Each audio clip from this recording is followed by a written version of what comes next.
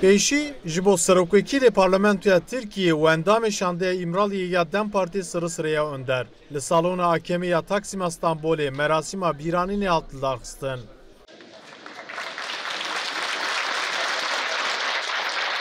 جنازه اندر به چپک و سلوگانان و به لوراندنا دایکانگیش سالونه. جبو سرسریا اندر مراسم بیرانی نهات داخستن به هزاران کس جبو تکوشناوی آشتیه وی برحمت و منت ببیرانی.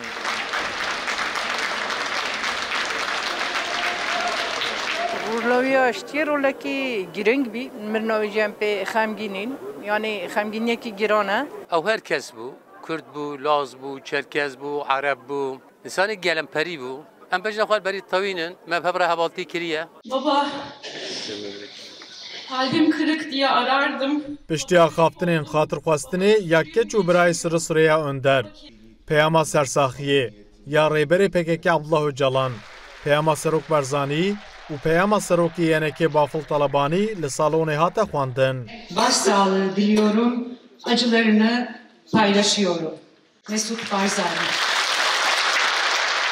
Söylenecek her şey bugün خلق خودی لسر درکتن و سوزا خوگوت قربالغی و بجداری زیده لحولیه سر افحیجده روژن لنخوشخانه هر کس و هر جور سیاست آنی باهف Yerinin doldurulması çok zor. Gelek zehmete ku dewsa sirri Sûreya Önder bêdagirtin.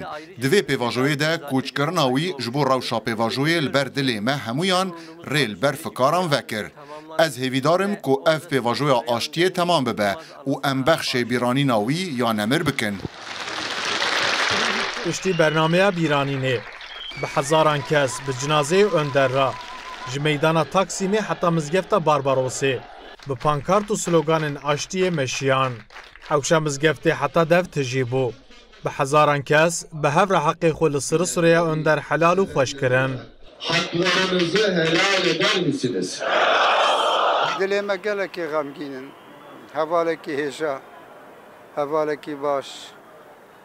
Ji bo aşitiyê, ji bo biratiya gelan, xebate gelek hêja, zêrînî mexşan. Îro riyak hatî vekirin ji bo aşitiyê, em ê hemû hevalê wî, partiya wî, em ê ji bo aşitiyê xebate gelekî bêtir hêja, kûr bimeşînin. Vî gelek dixwast aştiyek bi rûmet li Bakurê Kurdistanê pêk be.